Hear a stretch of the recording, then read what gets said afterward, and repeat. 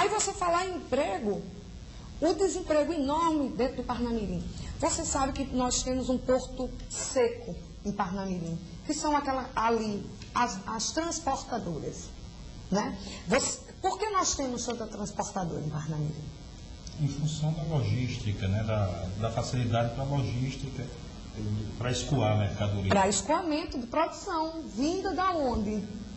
Também do aeroporto. E essas empresas, elas vão se deslocar de Parnamirim e vão para São Gonçalo. Quantos taxistas nós temos? É tão próximo ali, você não acha que Parnamirim também pode ser beneficiado à medida em que aumentará o número de empregos em São Gonçalo? Se qualificar as pessoas de Parnamirim, elas podem ocupar os postos de São Gonçalo? De jeito nenhum. Aí não teria sentido. Eu tenho absoluta certeza. Os empregos do aeroporto e do entorno do aeroporto de São Gonçalo ficará com o município, com os munícipes de São Gonçalo. A praça de táxi, por exemplo. Quantos taxistas nós temos na cooperativa do aeroporto? Todos eles, Pinto Júnior, são de Parnamirim. O TX dele é de Parnamirim, a cooperativa de Parnamirim. Como é que esses taxistas irão trabalhar em São Gonçalo? Não pode. Irá trabalhar os taxistas. A sua sugestão é que volte àquela ideia primeira de que Parnamirim fique com o aeroporto recebendo as pessoas. Eu vou discutir muito, Pinto Júnior, essa questão. Vou começar com a audiência pública e não vou me calar diante dessa política que é completamente desfavorável para a cidade de Parnamirim. É nessas coisas que nós, vereadores, que a classe política, empresarial do município tem que estar atento. Como é que se fala Parnamirim sem emprego, né? Com uma dificuldade muito grande de emprego, e se fala de tirar um dos maiores postos de trabalho, porque a menina que serve cafezinho no posto no cafezinho do saguão do aeroporto, ela não será mais de Parnamirim, porque fica até inviável, Pinto Júnior. Como você vai pagar o transporte dessa funcionária?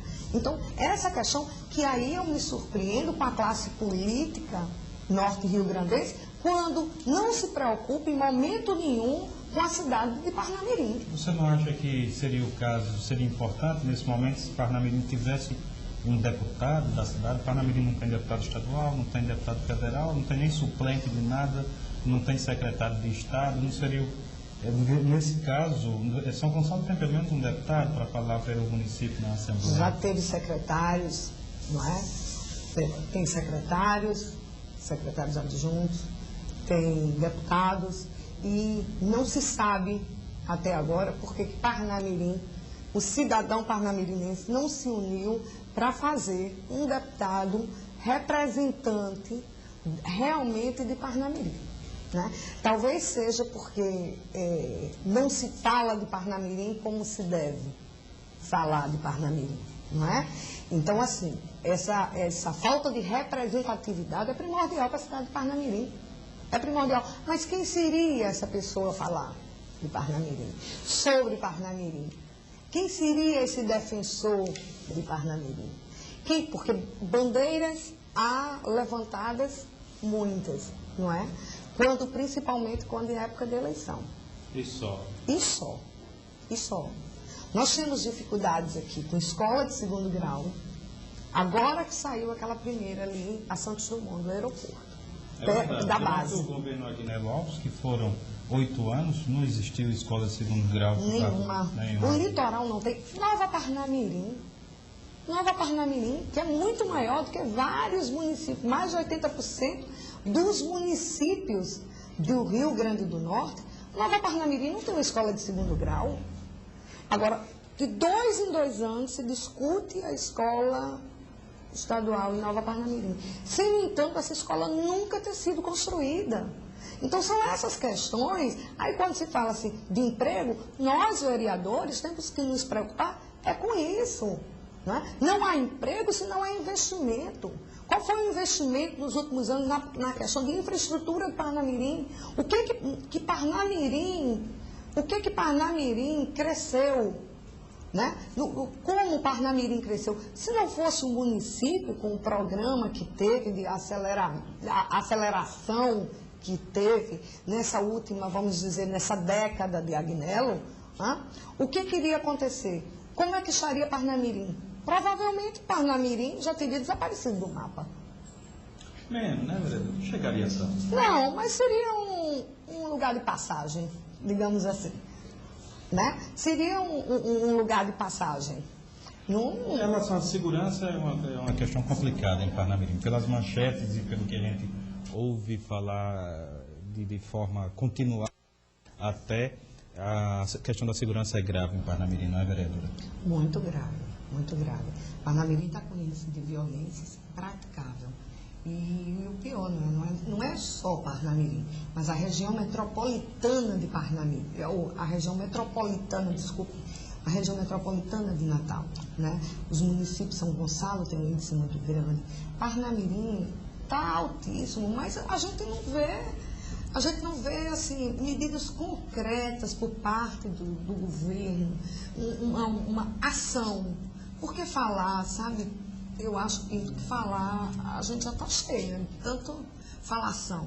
E a questão da segurança não é mais uma questão só de repressão. Embora o Parnamirim não tenha postos policiais funcionando há bastante tempo, mas não é a questão só de repressão. O que a gente está vendo aí, por exemplo, com essa questão do crack, que é uma droga barata e que destrói o cérebro muito rápido. E as famílias. E não se vê políticas mais sérias de enfrentamento dessa questão. Você não vê os prefeitos preocupados em investir de forma assídua e firme em relação à questão do esporte, em relação à questão do mais de um turno na aula, nas escolas. Enfim, não tem políticas no sentido de enfrentar, de ocupar a juventude que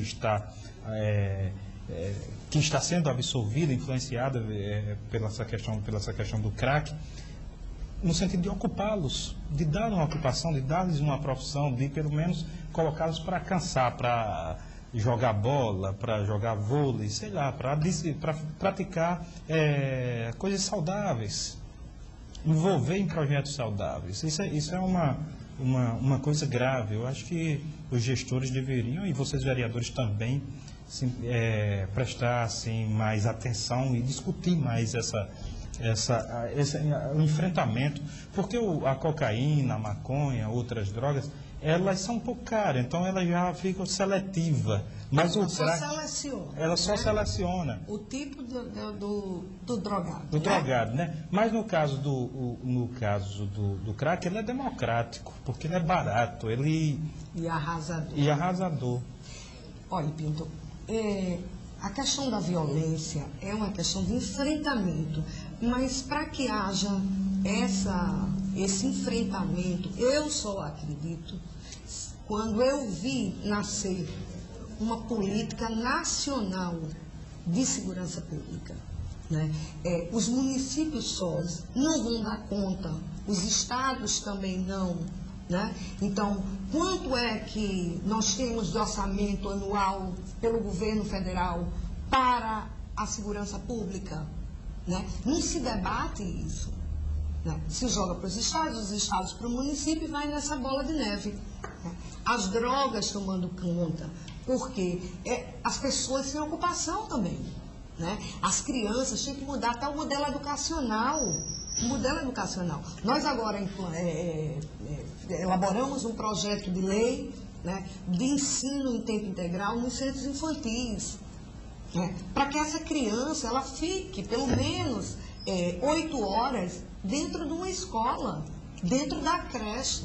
Isso também possibilita as mães de trabalharem, porque uma mãe, ela precisa trabalhar, mas ela deixa a criança dela 8 horas da manhã na creche. E ao meio-dia ela tem que pegar essa criança. Ela não tem como trabalhar. Porque se ela já ganha, a maioria, o salário mínimo, como é que ela pode pagar uma pessoa responsável para ficar com o filho dela?